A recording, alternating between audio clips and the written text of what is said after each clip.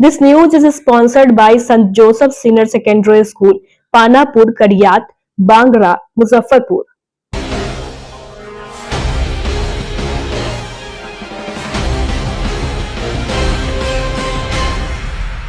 नमस्कार, स्वागत है आपका डेन न्यूज में और दिन भर की तमाम अहम खबरों के साथ मैं हूं आरती सिंह। आगे बढ़ने से पहले आइए नजर डालते हैं आज की खास खबरों पर।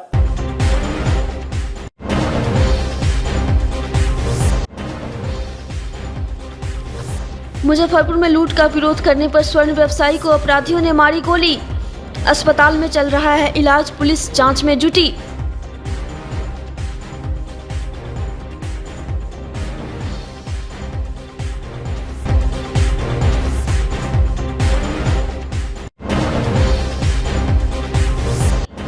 कुढ़नी कांड मामले में प्रशासनिक पहल हुई तेज, पीड़ित परिवार को मिला लाभ तो आरोपी को स्पीडी ट्रायल चला, जल्द मिलेगी सजा।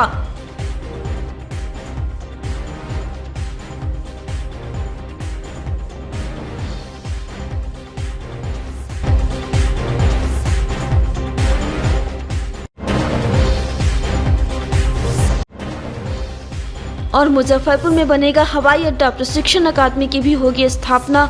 पताही हवाई अड्डे को विकसित करने की कवायद शुरू, उड़ान योजना के तहत 25 करोड़ रुपए आवंटित।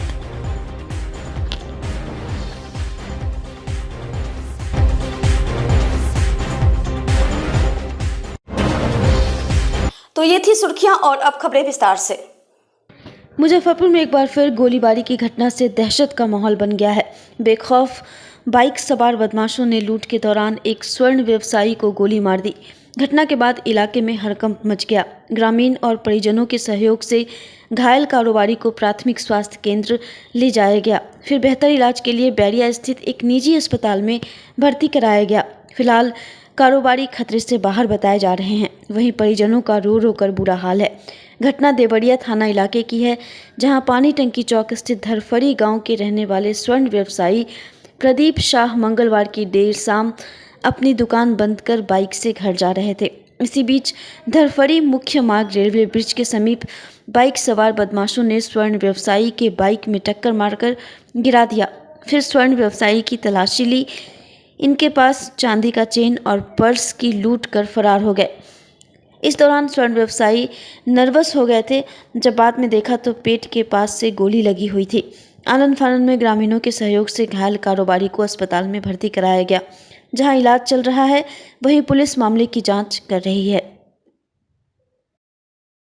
रेलवे लाइन है देवरिया में, उसी के नीचे मैंने पुलवा के नीचे जा रहे थे, मुझे मैंने दूसरा बाइक रोक के गिरा दिया है।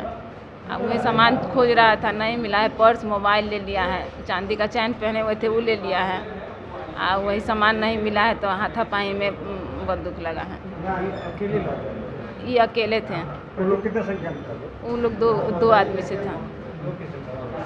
किसी से कोई विवाद वगैरह? क्या? किसी से कोई विवाद वगैरह? कुछ नहीं है, किसी से दुश्मनी नहीं है। प्रतिदिन जाना आना है, बस कोई दुश्मनी नहीं है। दुकान भरा के लौट रहे? दुकान भरा के लौट रहे थे। तो देवरिया हमारा शॉप है, दुकान है, दुकान से बढ़ा के जो है घर के तरफ जा रहे थे। रास्ते में एक रेलवे पुल है, पुल ओवर ब्रिज है, नीचे से रास्ते है, वही जाने के क्रम में रास्ते में जब मतलब दो अपराधी मतलब आके जो है कि जिधर से मोटरसाइकिल हम लेके जा रहे थे उधर से एकदम आके गाली उली पड़ने लगा और गाड़ी मैंने मेरा रोक दिया, गिरा दिया। और गिराने के क्रम में मैं वो क्या किया कि मेरे साथ जो है कि छीना झपटी करने लगा। मेरा सब और उसके बाद जो है कि हमारा सब चेक इन करने लगा, पर्स और जो है कि गले का चैन उन्हीं सब निकाल लिया। सोना भी ले रहा है? सोना नहीं था, चैन था, कितना क्या बताया मैंने, चांदी का चैन था। आप बाइक से? हम बाइक से मतलब जा रहे थे। फायरिंग भी किया है? फायरिंग जो है कि किया है, लेकिन हम मैंने नर्वस हो गए, हमको पता नहीं चला। लेकिन फायरिंग तो कुछ किया तब ना हमको जो है कि यहाँ पे पता चला कि जी, बाद में पता चला कि हमको लगा हुआ है। जी धरफरी लौट रहे थे। मुजफ्फरपुर के कुल्हनी रेप एवं हत्याकांड को लेकर डीएम सुब्रत कुमार सेन ने बताया कि अनुसूचित जाति परिवार के सदस्य की हत्या मामले में सरकार की ओर से 8,25,000 रुपए का मुआवजा देने का प्रावधान है। इसके तहत प्रभावित परिवार को प्रथम किस्त के रूप में 4,12,500 का चेक मृतका की मां को सौंपा गया है। साथ ही उनके स्तर पर पीड़ित परिवार को प्रति माह 7,700 पेंशन स्वीकृत की गई है, जो इसी माह से देना होगा। साथ ही प्रभावित परिवार के लिए मुख्यमंत्री आवास योजना के तहत आवास भी आवंटन किया गया है। इस मामले में उनके द्वारा प्रखंड विकास पदाधिकारी को निर्देशित किया गया है कि जल्द ही मकान निर्माण कार्य पूर्ण कराई जाए। इस संबंध में बताया गया कि प्रभावित परिवार में अभी मृत बच्ची के दाह संस्कार का कार्य चल रहा है। उसके संपन्न होते ही भवन निर्माण का कार्य प्रारंभ कराया जाएगा। डीएम ने जानकारी देते हुए बताया कि प्रभावित परिवार को 2011-12 में इंदिरा आवास योजना के तहत आवास स्वीकृत किया गया था। किन्हीं कारणों से वह मकान नहीं बन पाया था, लेकिन मुख्यमंत्री आवास योजना के तहत आवंटित मकान के लिए 1,20,000 आवंटित किया गया है, जबकि 12,000 की राशि शौचालय मद के लिए आवंटित है। डीएम ने बताया कि इस मामले में पुलिस जांच भी तेजी से चल रहा है। एफएसएल की टीम की रिपोर्ट आते ही चार्जशीट दाखिल होगी। जैसे ही इस मामले में चार्जशीट दाखिल होगी, प्रभावित परिवार को मुआवजे की दूसरी किस्त की राशि सौंप दी जाएगी। साथ ही उनका प्रयास रहेगा कि इस मामले में स्पीडी ट्रायल कर दोषी को सख्त सजा दी जाए। देखिए, जो अनुसूचित जाति जनजाति अत्याचार निवारण अधिनियम है, उसके तहत हत्या के मामलों में 8,25,000 रुपया कुल मुआवजा देने का प्रावधान है और उसकी प्रथम किस्त एफआईआर दर्ज होने के उपरांत जब पोस्टमार्टम रिपोर्ट प्राप्त होती है तो 50% राशि दी जाती है। तो हम लोगों ने 2 दिन पहले ही मृतक जो हैं उनकी माता को 4,12,500 रुपया जो सरकार के स्तर से दिया जाना है वो हम लोगों ने दे दिया है और हम लोग इस प्रक्रिया में है कि जल्दी ही जो है एफएसएल की रिपोर्ट प्राप्त हो जाए जिससे चार्जशीट फाइल हो सके। पुलिस का इन्वेस्टिगेशन बहुत एडवांस स्टेज में है, तो चार्जशीट फाइल होने के बाद जो बची हुई 50% की राशि है 4,12,500 रुपये वो हम लोग इमीडिएटली उनको अवेलेबल करा देंगे। इसके अतिरिक्त 7,700 रुपये प्रति माह का पेंशन भी हम लोगों ने स्वीकृत करके स्वीकृति पत्र जो है जो मृतिका है उनकी माता को हम लोगों ने उपलब्ध करा दिया है। और आज मुख्यमंत्री ग्राम आवास योजना के तहत एक घर भी सैंक्शन हुआ है, हम लोगों ने उसकी स्वीकृति दी है। स्वीकृति पत्र जो है बीडीओ को उपलब्ध करा दिया गया है और अभी संभवतः क्रियाक्रम घर में चल रहा है। परिवार से सहमति लेकर के बीडीओ उस घर को भी, चूँकि राशि तो उनके माता के खाते में ही जाएगी, उस घर को भी बनवा देंगे। वैसे उनको पहले जब इंदिरा आवास योजना चलती थी 2010-11 में संभवतः उनको इंदिरा आवास योजना का लाभ मिला था, लेकिन अपना वो घर विभिन्न कारणों से नहीं बना पाए, अभी भी कच्चे घर में ही रह रहे हैं। तो हम लोगों ने विशेष परिस्थिति में जो है दोबारा एक मुख्यमंत्री ग्राम आवास योजना के तहत एक घर की जिसमें 1,20,000 की राशि मिलती है और 12,000 अतिरिक्त शौचालय के लिए वो हम लोगों ने स्वीकृत कर दिया है। और जो आरोपी है उनके खिलाफ आरोपी तो गिरफ्तार हो गया है, आप लोग सब लोग जान रहे हैं इस चीज़ को, और इसमें बहुत टेक्निकल इन्वेस्टिगेशन पुलिस कर रही है ताकि जो है कड़ी से कड़ी सजा न्यायालय के माध्यम से दिया जाए। और चार्जशीट फाइल होने के बाद हम लोग माननीय न्यायालय से इसको स्पीडी ट्रायल में करने के लिए जो है अनुरोध भी देंगे और बात करके हम लोग स्पीडी ट्रायल में इस केस को लेंगे और बहुत जल्दी इसमें जो है सज़ा भी हो जाएगी, ऐसी हम लोग की उम्मीद है। चार्जशीट हम लोग इसी महीने फाइल करेंगे और स्पीडी ट्रायल के माध्यम से जो है पीड़ित को हम लोग न्याय भी दिलवाएंगे। राज्य सरकार द्वारा केंद्र की उड़ान योजना के तहत बिहार के 9 शहरों में हवाई कनेक्टिविटी को बढ़ावा देने की दिशा में महत्वपूर्ण कदम उठाया जा रहा है। इसी कड़ी में मुजफ्फरपुर के पताही हवाई अड्डे को विकसित करने की प्रक्रिया आरंभ हो गई है। इसके साथ ही यहां एक उड्डयन प्रशिक्षण अकादमी की भी स्थापना की जाएगी। मुजफ्फरपुर के डीएम सुब्रत कुमार सेन ने बताया कि हवाई अड्डे के 4 दीवारी और रनवे के निर्माण हेतु भारतीय विमानपत्तन प्राधिकरण से एनओसी की मांग की गई है। उड़ान योजना के अंतर्गत इस परियोजना के लिए 25 करोड़ रुपए की राशि आवंटित की गई है। हवाई अड्डे के साथ प्रस्तावित उड्डयन प्रशिक्षण अकादमी की स्थापना को लेकर एएआई के साथ 15 वर्षों के लिए एक एमओयू किया गया है। इस एमओयू के आधार पर निर्माण कार्य को आगे बढ़ाया जा रहा है। विधि विभाग से स्वीकृति मिलने के बाद निर्माण की प्रक्रिया को अमली जामा पहनाया जा रहा है। प्रशासन की ओर से जल्द चार दीवारी और रनवे निर्माण कार्य पूरा करने के निर्देश दिए गए हैं। इसके साथ ही हवाई अड्डे पर एक वीआईपी लॉज के निर्माण की भी योजना बनाई गई है। इसकी रूपरेखा तैयार कर ली गई है और शीघ्र ही निर्माण कार्य प्रारंभ होने की संभावना है। जिला प्रशासन इसमें हर संभव मदद करेगा। पताही एयरपोर्ट को लेकर के एयरपोर्ट अथॉरिटी ऑफ इंडिया की एक टीम आई थी, विभिन्न विशेषज्ञ थे उसमें, उन लोगों ने उसको देखा है। इसमें सिविल एविएशन मिनिस्ट्री के स्तर से और मंत्रिमंडल सचिवालय विभाग के स्तर से सीनियर लेवल पर इस पर काफ़ी प्रयास किया जा रहा है और जो अभी वर्तमान में अधिग्रहित ज़मीन है उसी में निर्माण कार्य होना है। तो इस दिशा में जो भी जिला प्रशासन के स्तर से सहयोग अपेक्षित है, हमारे सारे पदाधिकारी वहाँ थे, तो उन लोगों ने डिटेल में ब्रीफ भी किया और आगे भी जो अपेक्षा होगी सिविल एविएशन मिनिस्ट्री या मंत्रिमंडल सचिवालय विभाग की जो उसका डायरेक्टरेट है उसको हम लोग जो है अपेक्षित सहयोग प्रदान करेंगे। हाँ, उस सब पे बात चल रही है डिटेल में। मुजफ्फरपुर के कुढ़नी में बच्ची से हुए दुष्कर्म व हत्या मामले को लेकर लालू विचार मंच के द्वारा कल्याणी चौक पर मुख्यमंत्री नीतीश कुमार का पुतला दहन किया गया। इस अवसर पर मौजूद मंच के सभी कार्यकर्ताओं ने पूरे मामले की उच्च स्तरीय जांच करने की मांग की और दोषियों के खिलाफ कार्रवाई करने की बात कही। मंच के सदस्य और युवा राजद दीपक ठाकुर ने कहा कि पुतला दहन के माध्यम से हम सरकार को नींद से जगाना चाहते हैं और एक उच्च स्तरीय जांच कमेटी की मांग कर रहे हैं कि आखिरकार बच्ची जब पीएमसीएच पहुंची तो उसे एम्बुलेंस में 4 घंटे तक क्यों रखा गया। इसकी सबसे पहले जांच होनी चाहिए और जो भी दोषी है उनके खिलाफ कार्रवाई होनी चाहिए। इस डबल इंजन की सरकार में सब कुछ धराशायी हो गया है। सभी अस्पतालों में बेड नहीं होने की बात कहकर मरीज को परेशान किया जा रहा है। इस सभी की जांच होनी चाहिए, अन्यथा हम सड़क से लेकर सदन तक आंदोलन करने के लिए विवश होंगे।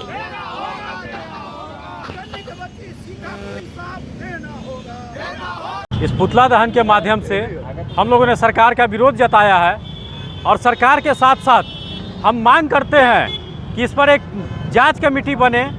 पीएमसीएच जाने के क्रम में और वहां पर जा कर के जो मीडिया के माध्यम से हमें पता चला है कि एम्बुलेंस में 4 घंटा वेट किया गया है, इंतज़ार कराने का क्या कारण था। और सबसे ज़्यादा स्वास्थ्य जब बिगड़ा है, आज उस बच्ची की मौत हुई है, इसका कारण है कि सही तरीक़ा से जांच नहीं हो पाना।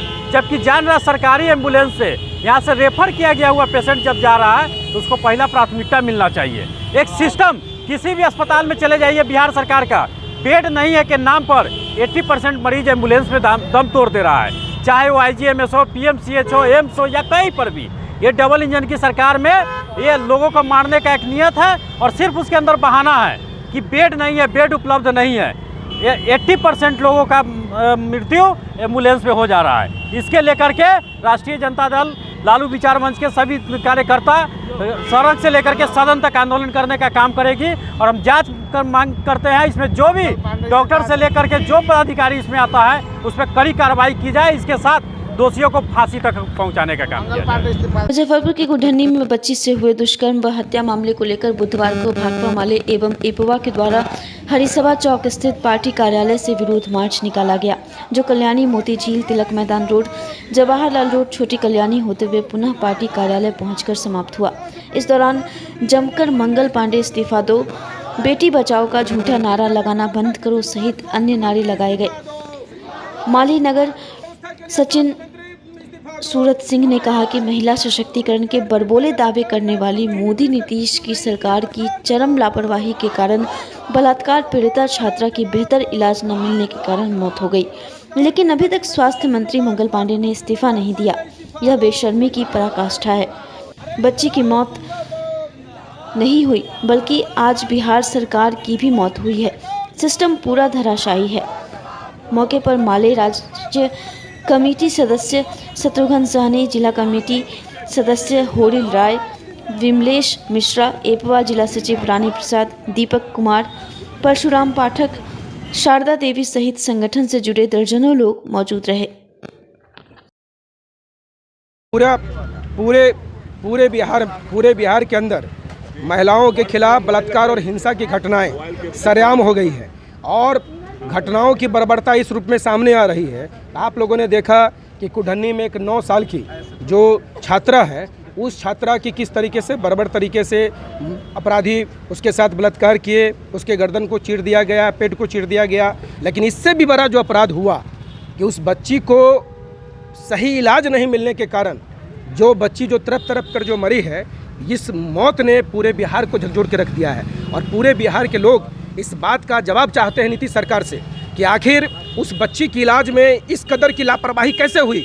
यहाँ पर SKMCH ने जो बच्ची को रेफ़र किया तो उस बच्ची के साथ कोई मजिस्ट्रेट क्यों नहीं था। SKMCH से जो PMCH बच्ची को भेजा गया तो वहाँ पर PMCH में उसको दाखिला दिलाने के लिए कोई अधिकारी क्यों नहीं था। और PMCH के गेट पर वो बच्ची 4 घंटे जीवन और मौत से जूझती रही और सरकार बिल्कुल भी जर के नहीं डिगी। तो इसमें आप कोई जांच कमेटी बना दीजिएगा, तो जांच कमेटी बना देने से आपकी जिम्मेवारी पूरी नहीं होती है, बल्कि ये बिहार सरकार की जिम्मेवारी है कि इस बच्ची की मौत की जिम्मेवारी तुम्हारे सर पर है। इसलिए प्रथम दृष्टया जो है आप इस राज्य के जो स्वास्थ्य मंत्री हैं मंगल पांडे, उनको सबसे पहले उनको पद से हटाइए, उनको इस्तीफा दीजिए, क्योंकि आप बड़ी बड़ी बातें तो करते हैं। आप बिहार में महिलाओं के सशक्तिकरण की बात करते हैं, आप कहते हैं कि हम बिहार में महिलाओं को बिल्कुल अपने पैरों पर खड़ा कर दिए हैं। और जब महिलाएं घरों से बाहर निकल रही हैं तो आपने समाज में उनके शरीर को नोचने के लिए आपने राक्षसों को खड़ा कर दिया। आपकी पुलिस सोई हुई रहती है। अभी कुढ़नी में घटना घटी हुई है, वहीं पर दूसरी भी एक घटना घटी है, 11 साल की बच्ची है, उसके साथ बलात्कार की घटना हुई। और जब गार्जियन जा रहा है 3 बजे रात में तो थानेदार गाली देकर भगा दे रहा है। आपका प्रशासन इस तरीके से बिहार में काम कर रहा है। आप बिल्कुल कोमा की स्थिति में है। बिहार की जनता मर रही है, बिहार की महिलाओं पर लगातार हिंसा हो रहा है, लगातार बलात्कार की घटना घट रही है और आप सोए हुए हैं। इसलिए इस सरकार को नींद से जागना होगा, इस सरकार को अब सत्ता से हटाना होगा, क्योंकि इस सरकार में जितनी तरीके की महिला हिंसा सामने आई है, इन तमाम सवालों को लेकर सरकार को जवाब देना होगा। आज हम लोग जो विरोध मार्च निकाल रहे हैं उसका तात्पर्य है कि मुजफ्फरपुर जिला, पूरा जिला जो है वो एक अपराधी गैंग में शामिल हो चुका है। जिस तरह की रोज़ घटनाएं आ रही हैं, बच्चियों का बलात्कार हो रहा है, अपहरण हो रहा है, हत्या हो रहा है, इस तरह की घटना पर जो सरकार, नीतीश सरकार चुप है, चुप्पी के खिलाफ। और जो कुर्नी में घटना घटी, एक बच्ची जिसका रेप हुआ और उसके रेप के बाद वो लड़की जिंदा थी, लेकिन हमारे जो स्वास्थ्य मंत्री मंगल पांडे हैं उन्होंने PMCH का जर्जर स्थिति कर रखा है। लड़की तड़पते रही, एम्बुलेंस में 8 घंटा तड़पते रही और वो लड़की को एक बेड नहीं मिला।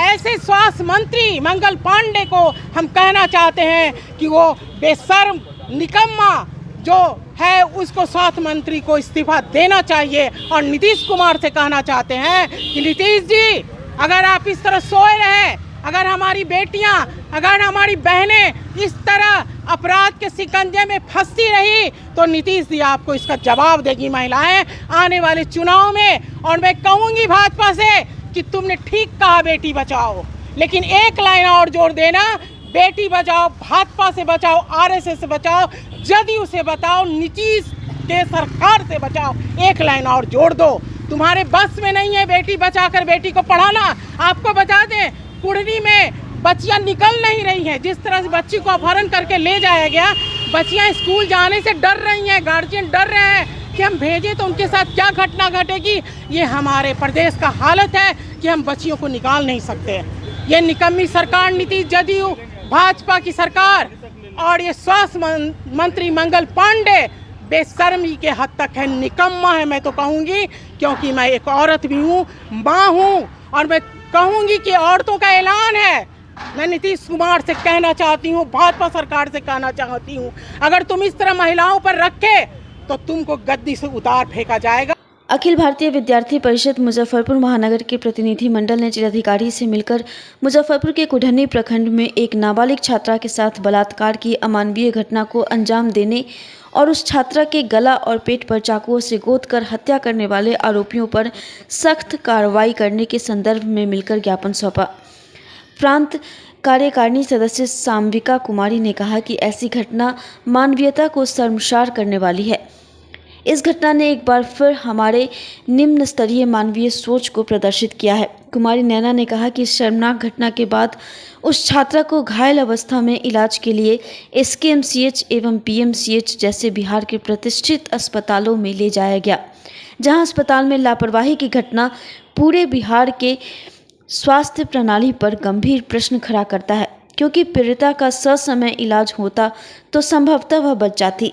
महानगर मंत्री अभिनव राज ने कहा कि इस घटना में संलिप्त आरोपियों पर स्पीडी ट्रायल के माध्यम से उसे अविलंब कड़ी सजा दी जाए, ताकि ऐसी मानसिकता रखने वालों को सख्त संदेश मिले। वहीं बिहार के ऐसे प्रतिष्ठित अस्पतालों में की गई लापरवाही का उच्च न्यायालय के रिटायर्ड जजों के पैनल द्वारा उच्च स्तरीय जांच कर दोषी चिकित्सकों एवं पदाधिकारियों पर भी सख्त कार्रवाई की जाए। प्रतिनिधि मंडल में विभाग संयोजक दीपांकर गिरी एवं मुजफ्फरपुर महानगर जिला संयोजक मयंक मिश्रा उपस्थित थे। थोड़ा सा बताएं। आज अखिल भारतीय विद्यार्थी परिषद मुजफ्फरपुर महानगर और मुजफ्फरपुर विभाग के द्वारा एक प्रेस कॉन्फ्रेंस का आयोजन हुआ है, जिसमें आप सभी आए हैं। आज ही के दिन विद्यार्थी परिषद के प्रतिनिधि मंडल ने मुजफ्फरपुर जिलाधिकारी से मिलकर इस घटना के विषय में विस्तार से उन्हें बताया और ज्ञापन दिया, ताकि जल्द ही इस घटना पे उचित कार्रवाई हो सके। ध्यान देने योग्य विषय ये है कि आखिरकार ऐसा घटना क्यों हो रहा है। हमारे जनप्रतिनिधि जो हैं, हमारे विधायक हो, सांसद हो, मंत्री हो, क्या सिर्फ वो संसद भवन और विधानसभा की शोभा बढ़ाने के लिए हैं? अगर हमारे क्षेत्र में अगर कोई प्रतिनिधि है, अगर उनके क्षेत्र की किसी एक नाबालिग छात्रा के साथ बलात्कार की घटना आती है और वह मर जाती है उपचार के बिना, तो यह उनके लिए शर्म का विषय है। उनके लिए यह शर्म का विषय है और मुजफ्फरपुर समाज के लिए भी शर्म का विषय है। जिस क्षेत्र में ये घटना घटी है उस क्षेत्र से विधायक मंत्री भी आते हैं। जी जी। तो क्या कहिएगा मंत्री को लेकर? वहाँ पर उस तरह की घटना घटते जा रही है, लोग एक लगातार तीसरी घटना कल घटी है परसों। कोई भी जनप्रतिनिधि हो, जनता उन्हें अपने सुरक्षा, अपनी जिम्मेवारी के लिए चुनती है। उनका अधिकार है अपने प्रतिनिधि से अपनी सुरक्षा व्यवस्था की मांग करना, अपने समाज की एक पद्धति को बनाए रखना। अगर इसमें मंत्री हो, विधायक हो, सांसद हो या प्रशासन हो, अगर कोई भी फेल हो रहे हैं तो ये चिंतनीय विषय है। फिर समाज के जनता को खुद तय करना पड़ेगा। विद्यार्थी परिषद भी इस विषय को लेकर के जिलाधिकारी से मिली और अगर इस पर जल्द ही जल्द कार्रवाई नहीं होता है तो विद्यार्थी परिषद उग्र आंदोलन के साथ साथ शहर जाम करने के भी निर्णय तक पहुंच सकती है। दोषी को कार्रवाई मिलना अति आवश्यक है और समाज में इस तरह के जो विकृत मानसिकता फैलाने का जो कार्य चल रहा है, इस पर भी जांच का विषय है कि आखिरकार ऐसा क्यों होते जा रहा है। इतनी रेप की घटनाएं, इतनी बलात्कार की घटनाएं, शोषण की घटनाएं हम लोगों के सामने है, इसका क्या कारण है? हम लोग उसके लिए न्याय की मांग कर रहे हैं, इसलिए आज ये प्रेस वार्ता हुई है और ये बहुत ही गंभीर विषय है। अगर प्रशासन उस समय में एट ए टाइम उस चीज़ को लेता तो बबलू यादव के साथ मुकेश यादव जो है वो भी पकड़ा जाते, लेकिन कहीं ना कहीं मतलब पुलिस प्रशासन की गड़बड़ी और ढिलाई की वजह से वो नहीं पकड़ा पाए, नहीं तो आज वो पकड़ा जाते। और दूसरा विषय है कि मतलब अस्पताल में जिस तरह का उस बच्ची के साथ व्यवहार किया गया ये काफ़ी निंदनीय है। जब उतने संगीन मामले में जब अस्पताल प्रशासन इस तरह का बिहेव कर सकता है तो जो नॉर्मल लोग जाते होंगे उनके साथ मतलब क्या समस्या है, क्या मतलब होता होगा, ये बात है।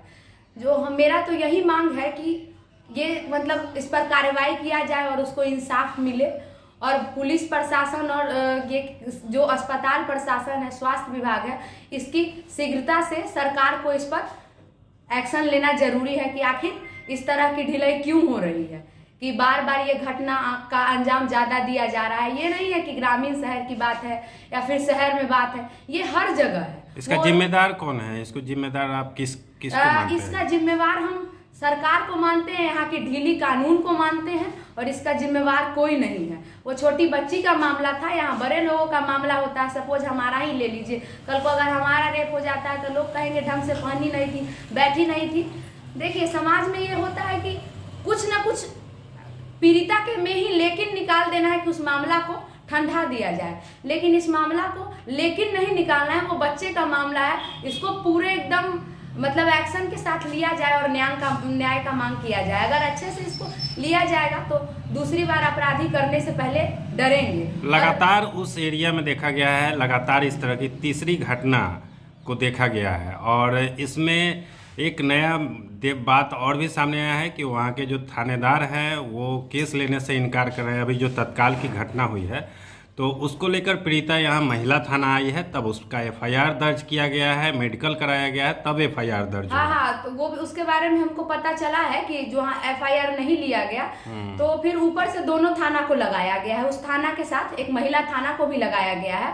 तो वहाँ का भी हम सुन रहे थे, अब निष्पक्षता से उसकी जांच हो रही है, लेकिन और सरकार की तरफ से अगर मदद मिलेगा, इसको आरे हाथ अच्छे से लिया जाएगा तो और होना चाहिए।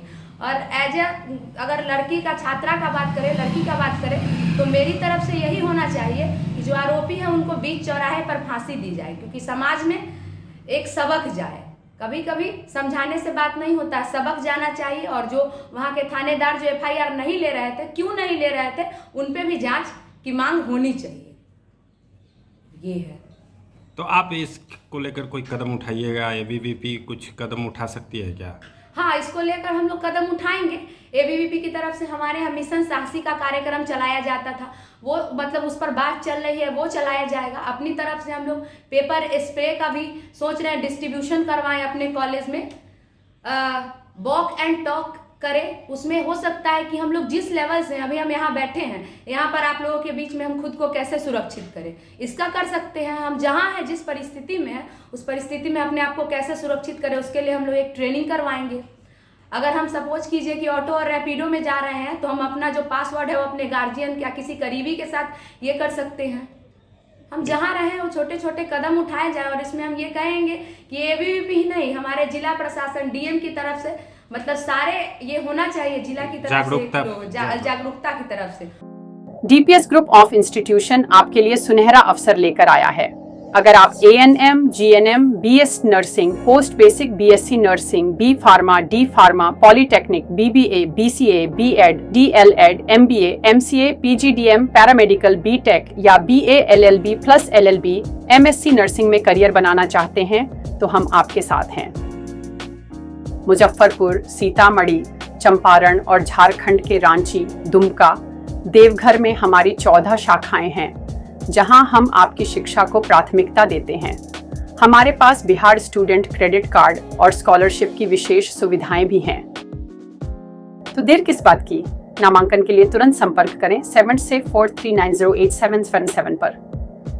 हम आपके उज्जवल भविष्य के लिए Saint Joseph senior secondary school, Panapur, Kariyat, Bangra, Muzaffarpur, affiliated to CBSE 10+2.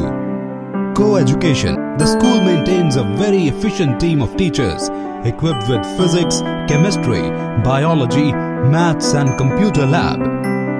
Career-oriented classes through counseling from Standard 6. Skill development through yoga, dance and music.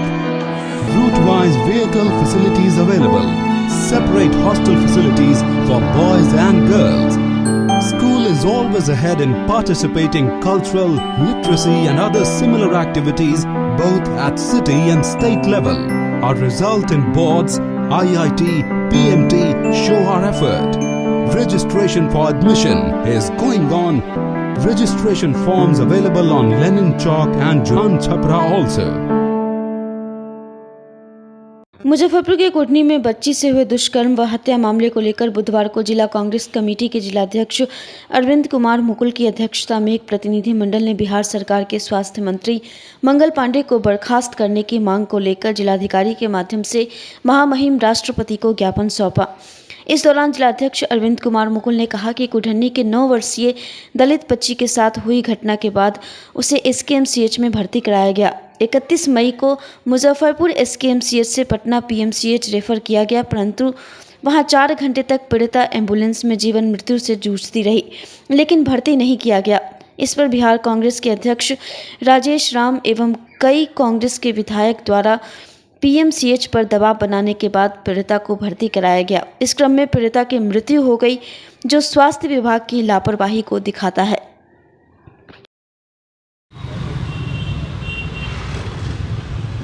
जिलाधिकारी मुजफ्फरपुर को महामहिम राष्ट्रपति महोदया के नाम से एक हम लोग मेमोरेंडम दिए हैं डेलीगेशन मिलकर कि स्वास्थ्य मंत्री मंगल पांडे जी को बर्खास्त किया जाए। यह जो कुढ़नी में 2 निर्भया कांड हुआ है, और उसको पीएमसीएच में 4 घंटा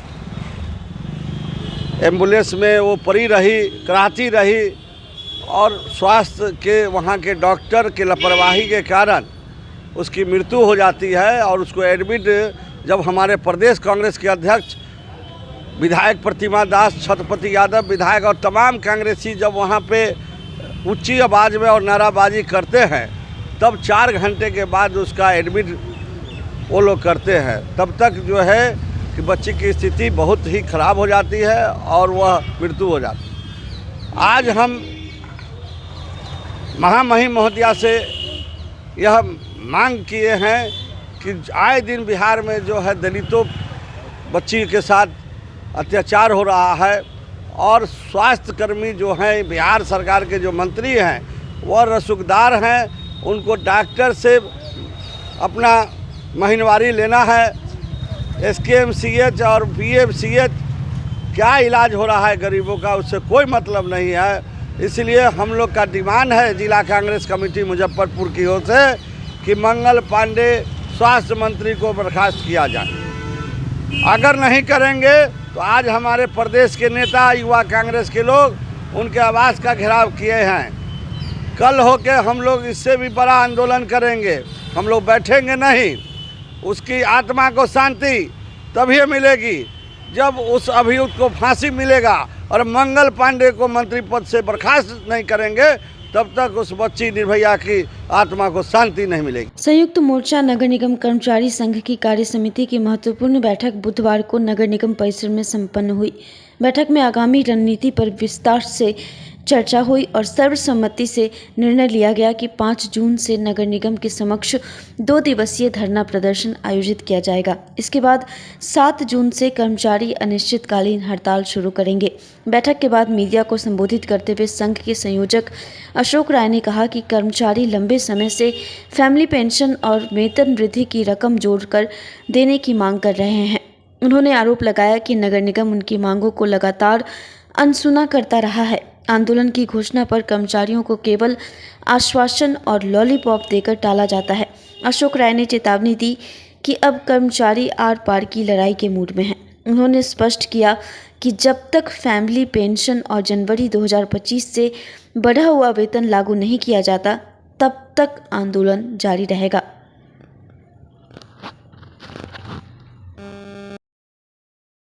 यूनियन का निर्णय पूर्व में ही लिया गया था। 2 समय नगर आयुक्त के आश्वासन पर हम लोगों ने दिया, लेकिन आज भी निगम प्रशासन हमारी मांगों पर ध्यान नहीं दिया।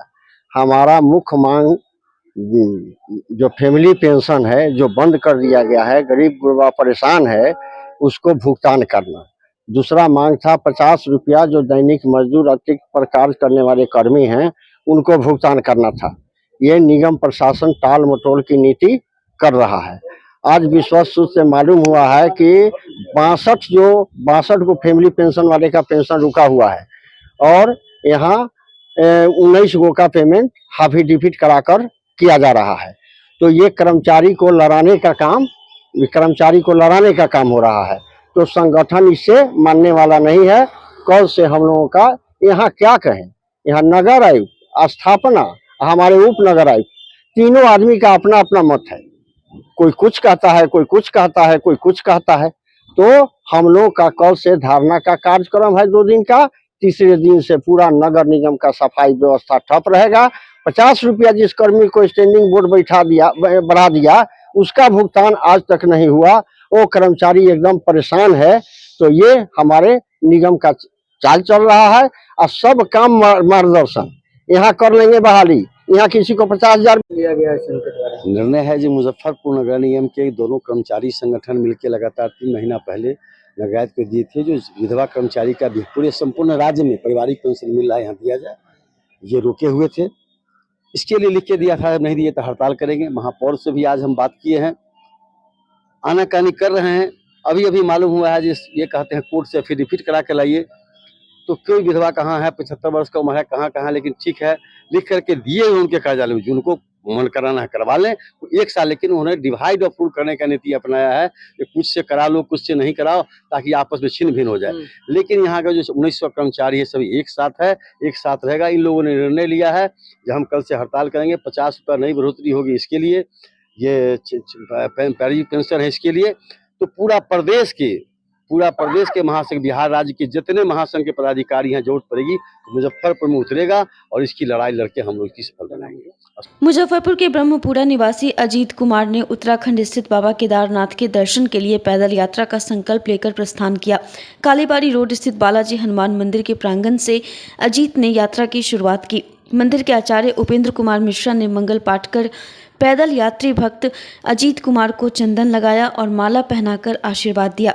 बालाजी परिवार के संरक्षक शिवशंकर प्रसाद साहू और शहर के चिकित्सक व समाज सेवी डॉक्टर ए.के. दास ने संयुक्त रूप से अजीत कुमार को शॉल उठाकर सम्मानित किया। इसके बाद सुनील कुमार ठाकुर और बालाजी परिवार के अध्यक्ष अमरेंद्र कुमार अमर ने उन्हें बालाजी परिवार का ड्रेस भेंट कर सम्मानित किया। Doctor A K. दास और शिवशंकर प्रसाद साहू ने संयुक्त रूप से हरी झंडी दिखाकर अजीत कुमार को रवाना किया। उनके साथ निकली यात्रा चतुर्भुज स्थान चौक, पुरानी बाजार, गरीब स्थान होते हुए टावर और ब्रह्मपुरा तक गई। बाबा गरीबनाथ धाम मंदिर के पुजारी संत अमरनाथ और महंत बैजू पाठक ने भी उन्हें माला पहनाकर आशीर्वाद दिया।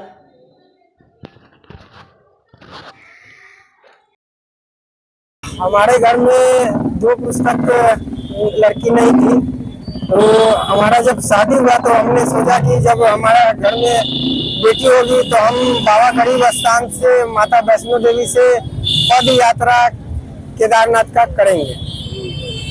कहाँ से निकले हैं? हम माता वैष्णो देवी हनुमान मंदिर, बालाजी हनुमान मंदिर से बाबा गरीब स्थान से लेकर के पैदल यात्रा बाबा केदारनाथ का करेंगे।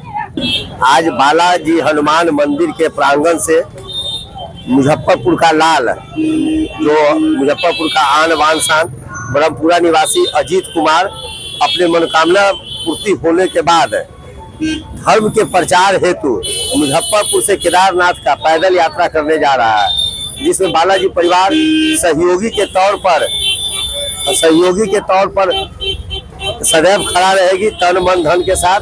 और हम मुजफ्फरपुर जिला वासियों से भी अपील करेंगे कि इनको अधिक से अधिक मदद करें, जहाँ रास्ते में इनको किसी तरह का कठिनाई हो उनको दूर करने का प्रयास करें, तथा बिहार वासियों से भी कि इनके रास्ता को सुगम बनावे।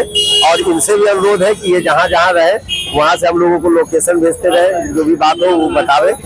तो ये एक हमारे लिए गौरव का क्षण है, गौरव का पल है कि ये एक लगनशील व्यक्ति, एक अपने मतलब ये कार्यक्रम को समर्पित व्यक्ति आज जा रहे हैं। हमारी पूरी शुभकामना इनके साथ है। मुजफ्फरपुर के साहिबगंज विधानसभा क्षेत्र अंतर्गत मोहजम्मा पंचायत के काजी मोहम्मदपुर गांव में बीते सोमवार को तेज आंधी पानी के दौरान अचानक आग लग गई, जिससे भारी नुकसान हुआ। देखते ही देखते करीब 15 घर जलकर राख हो गए। इस हादसे में 2 परिवारों की बेटियों की शादी के लिए रखे गए लाखों रुपए के जेवरात व घर का सारा सामान जलकर स्वाहा हो गया। आग बुझाने के प्रयास में कई लोग झुलसकर घायल भी हो गए। गांव में मातम और अफसोस का माहौल बना हुआ है। घटना की सूचना मिलते ही बुधवार को राजद नेता पृथ्वीनाथ राय पीड़ित परिवारों से मिलने गांव पहुंचे। पीड़ितों की हालत देखकर वे भावुक हो गए और उन्हें बर्तन, कपड़े और खाने पीने की सामग्री वितरित की। इस दौरान राजद के पारू प्रखंड अध्यक्ष सहदेव पंडित, मुखिया शंभू शाह समेत कई स्थानीय नेता और ग्रामीण उपस्थित रहे। ग्रामीणों ने प्रशासन से मुआवजे और राहत की मांग की है।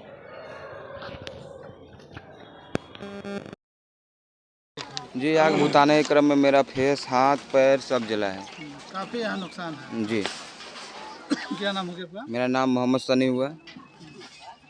दमकल कितने देर बाद आई आग लगने? दमकल को मैं जब फ़ोन आग लगा था उसी समय 5 से 10 मिनट के अंदर में फ़ोन लगाया था, लेकिन 2 घंटे के बाद आया था। सही बात है। किस समय आप कहाँ थे? आग लगने के समय मैं सामने ही था। जिस समय आग लगा था मेरे सामने ही लगा था। कैसे आग लगा? आग लगा, आंधी जब शुरू में हुआ था उसी समय आग लगा था। हाँ, अचानक आग लगा। जब मैं देखा अपने दरवाजे पे था, जब मैं देखा तुरंत टाटी तोड़कर और पानी मारने गया, बुताने गया। 2 बाल्टी पानी मारा था। तीसरा बाल्टी जैसे पानी मारा उसके बाद आग मेरी तरफ घूम गया। घूमने के बाद में मैं बचने की कोशिश बहुत किया, लेकिन आग लपेट लिया हमको। और भी लोग आके चपेट में और भी एक आध दो लोग और आए थे जो हमारे पीछे जो पानी चलाकर हमको दे रहे थे। थोड़ा बहुत उनको भी नुकसान आया है, लेकिन सबसे ज़्यादा उसके अंदर मैं ही पड़ गया। हमको फ़ोन के द्वारा मिली।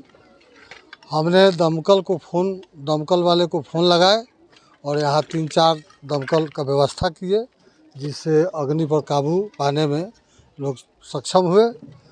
और आज हम यहाँ अग्नि पीड़ितों के बीच अपने स्तर से सहयोग करने के लिए कुछ सामान का व्यवस्था किए हैं।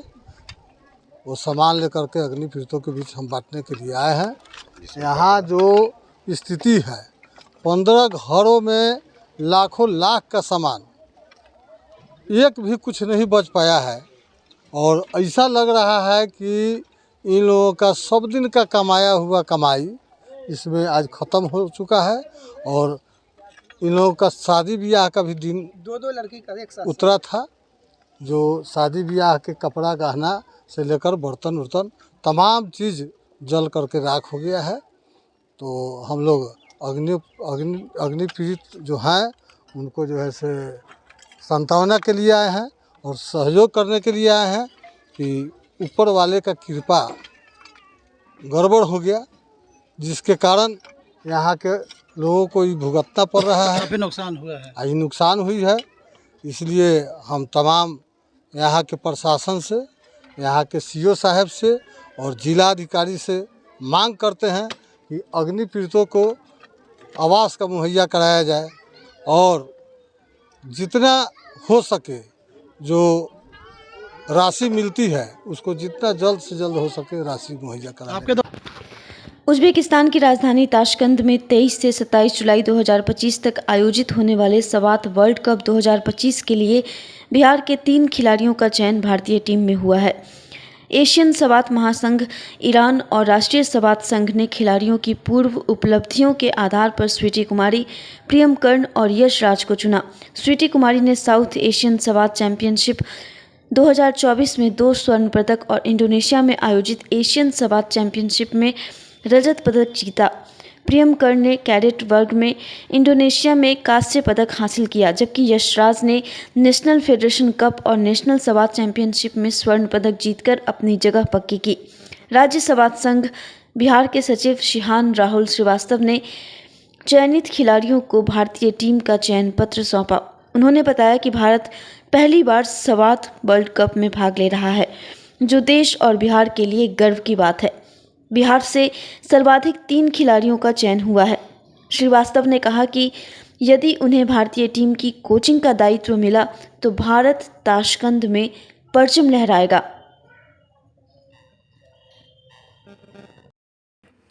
उज्बेकिस्तान में 23 से 27 जुलाई तक आयोजित होने वाली सवात वर्ल्ड कप 2025 के लिए भारतीय टीम में जो है आज बिहार से 3 खिलाड़ियों का चयन किया गया है। ये बहुत ही गर्व की बात है पूरे बिहार वासियों के लिए कि आज बिहार जो है उज्बेकिस्तान में वर्ल्ड कप में परफॉर्म करेगा। पहली बार भारतीय टीम जो है वर्ल्ड कप में जो है भाग ले रही है सवात खेल का, तो ये अपने आप में बहुत बड़ी बात है। इस खिलाड़ियों की बात करें तो इन सभी खिलाड़ियों का जो है चयन का आधार बना था स्वीटी कुमारी ने। इससे पिछले वर्ष जो है एशियन सवात चैंपियनशिप 2024 में इंडोनेशिया में इन्होंने भारत को रजत पदक दिलाया था, इसके आधार पर इनका चयन किया गया है। इसके साथ ही प्रियम कर्ण ने भी उस एशियन चैंपियनशिप में भारत को कांस्य पदक दिलाया था। और साथ ही बात करें यश राज की, तो यश राज लगातार 2 नेशनल में गोल्ड मेडल में अच्छे अंक से उन्होंने बहुत अच्छा जो है अपना स्कोर किया हुआ है, इसके आधार पे भी उनको टिकट मिला है।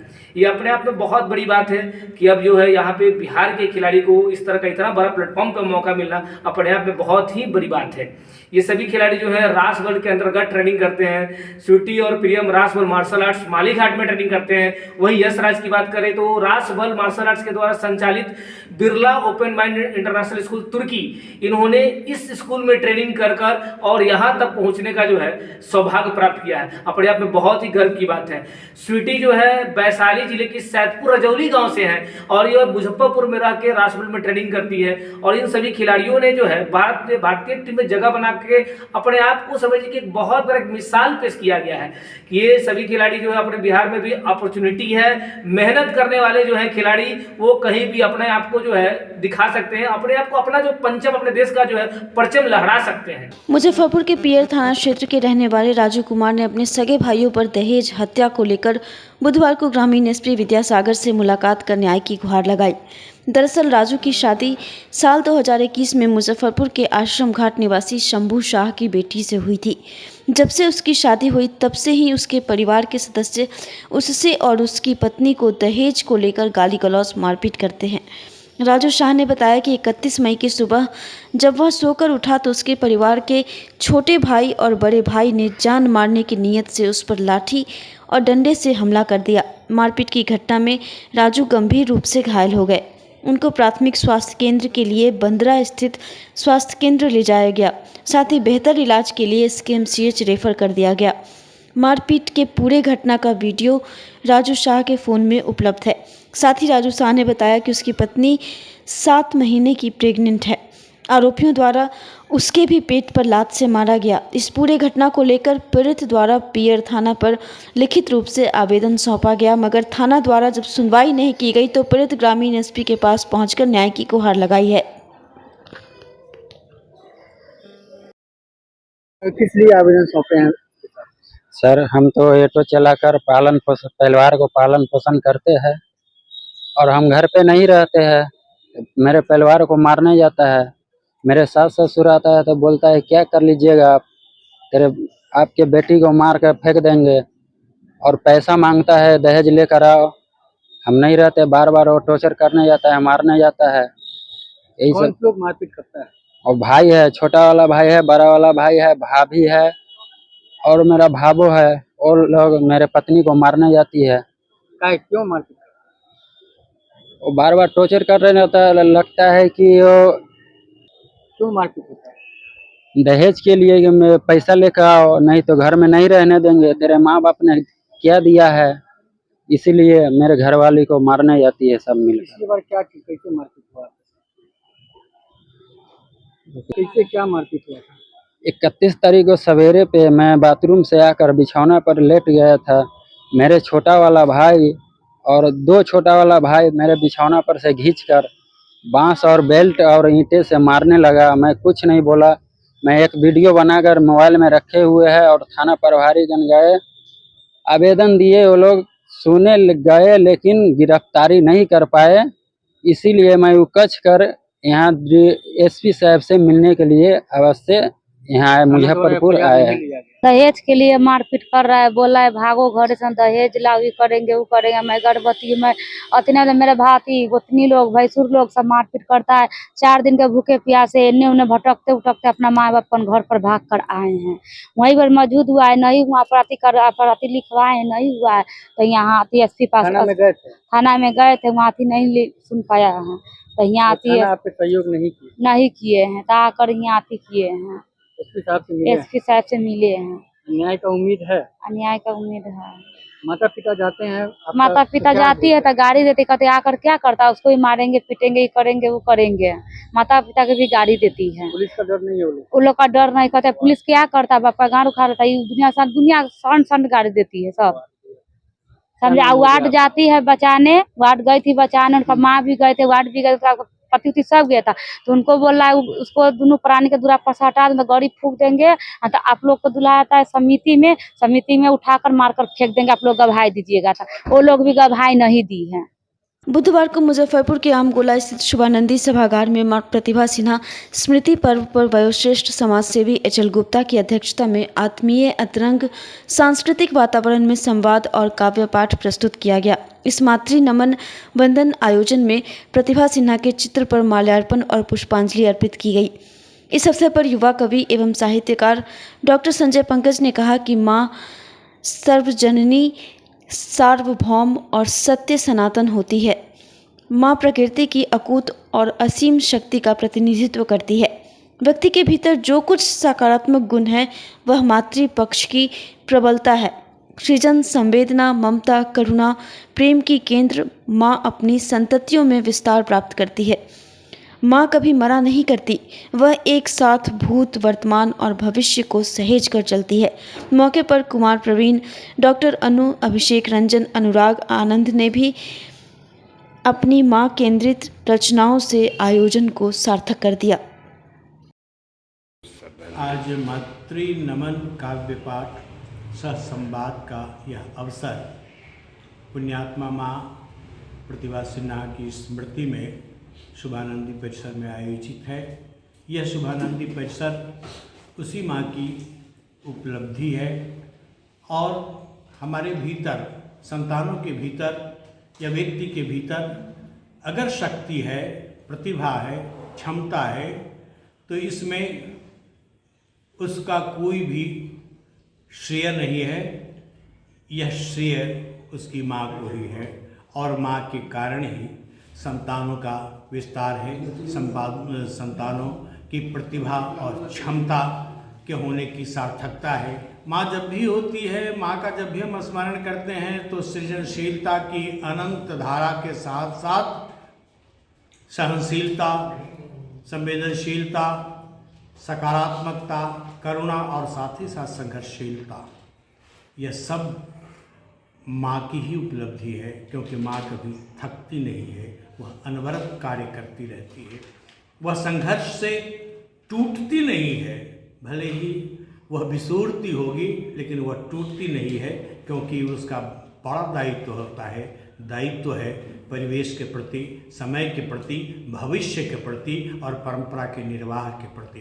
तो माँ एक ही साथ भूत, वर्तमान, भविष्य को साध कर चलती है और तीनों काल के से जूझती हुई लगातार वह कार्य करती रहती है। रखकर सत्य को व्यंजित करने वाली गजल आज के इस आयोजन में, जिनकी अध्यक्षता में, जिनकी आत्मीयता अंतरंगता में हम लोगों ने यह आयोजन संपन्न किया है, ऐसे वयोश्रेष्ठ समाज सेवी, संस्कृति कर्मी श्री अचल गुप्ता जी, जाने माने समाज सेवी और लगातार सकारात्मक सहयोग के साथ उपस्थित होने वाले भाई संजीव साहू जी, श्री अविनाश तिरंगा जी उर्फ ऑक्सीजन बाबा, श्री ब्रजभूषण शर्मा जी, जिन्होंने रचनात्मकता की पीढ़ी को, रचनात्मकता की उपलब्धता को अपने सीने में दबाया रखा है।